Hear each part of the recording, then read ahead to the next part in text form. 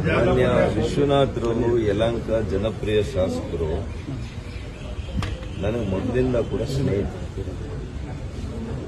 ಇವತ್ತು ನಾನು ಅವರ ಅಭಾರಿಯಾಗಿದ್ದೇನೆ ಅವರಿಗೆ.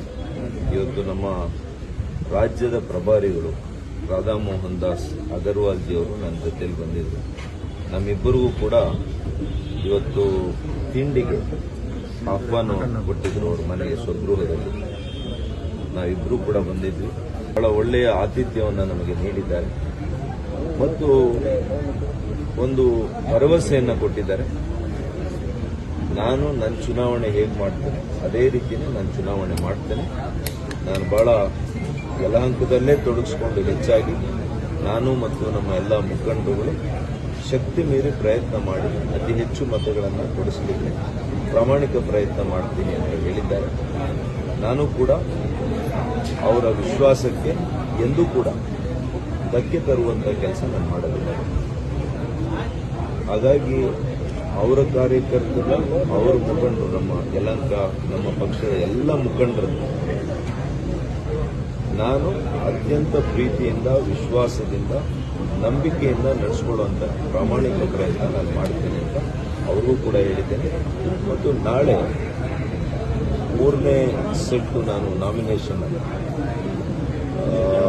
ಹಾಕೋದು ಮತ್ತು 3 ಗಂಟೆಗೆ ಬಹಿರಂಗ ಪ್ರಚಾರವನ್ನು ಇವತ್ತು ಮಾನ್ಯ ಕುಮಾರಣ್ಣವರು, ನಮ್ಮ ವಿರೋಧ ಪಕ್ಷದ ನಾಯಕರು ಇವರೆಲ್ಲ ಕೂಡ ಬರೋರಿದ್ದಾರೆ. ಹಾಗಾಗಿ ಆ ಒಂದು ಕಾರ್ಯಕ್ರಮಕ್ಕೆ ಕೂಡ ಯಲಹಂಕ ಕ್ಷೇತ್ರದ ಮುಖಂಡರುಗಳನ್ನು ಜೋಡಿಸಲಿಕ್ಕೆ ಅವ್ರಿಗೆ ಆಹ್ವಾನ ಕೊಟ್ಟಿದೆ.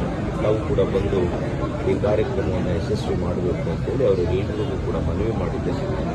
ಸಮಯ ಒಂದೇ ದಿವಸ ಇರೋದ್ರಿಂದ ಅವರು ಎಷ್ಟು ಸಾಧ್ಯ ಆಗ್ತದೆ ಅಷ್ಟು ಜನ ನಾವು ನಮ್ಮ ವಾಹನಗಳಿಗೆ ಬರ್ತೀವಿ ಅಂತ ಹೇಳಿದ್ದಾರೆ.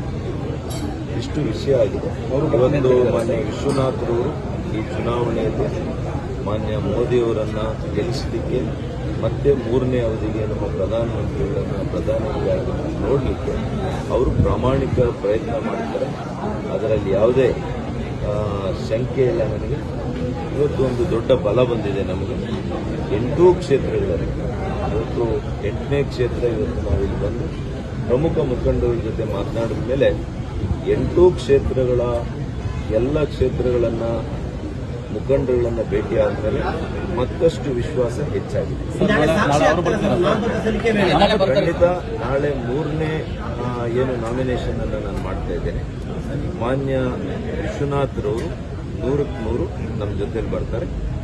ಅವರು ಕೂಡ ನಾಮಪತ್ರ ವೇಳೆಯಲ್ಲಿ ಅವರು ಕೂಡ ಭಾಗಿಯಾಗ್ತಾರೆ. ಇನ್ನು ಅವ್ರ ಜೊತೆಲಿ ಇನ್ನ 3 ಜನ ಮುಖಂಡರುಗಳನ್ನು ನಾನು ನೋ ಡಿಮ್ಯಾಂಡ್ಸ್, ಯಾವುದೂ ಡಿಮ್ಯಾಂಡ್ಸ್ ಇಲ್ಲ. ರಾಜಕಾರಣ ಅನ್ನುವಂಥದ್ದು ಕೊಡು ತಗೊಳ್ಳುವಂಥ ವ್ಯವಹಾರ ಅಲ್ಲ. ಇದು ಪರಸ್ಪರ ವಿಶ್ವಾಸ, ಪರಸ್ಪರ ನಂಬಿಕೆ, ಈ ಪಕ್ಷದ ಸಿದ್ಧಾಂತವನ್ನು ಎತ್ತಿ ಹಿಡಿಯುವಂಥ ಕೆಲಸ. ಇದನ್ನು ಅವರು ಪ್ರಾಮಾಣಿಕವಾಗಿ ಅನೇಕ ವರ್ಷಗಳಿಂದ ಮಾಡ್ಕೊಂಡು ಬಂದಿದ್ದಾರೆ. ನಾನು ಅವ್ರ ಜೊತೆಯಲ್ಲಿ ಸೇರ್ಕೊಂಡು ಈ ಪಕ್ಷವನ್ನು ಕಟ್ಟುವಂಥ ಕೆಲಸ ಈ ಭಾಗದಲ್ಲಿ ನಾವು ಮಾಡ್ತೀವಿ.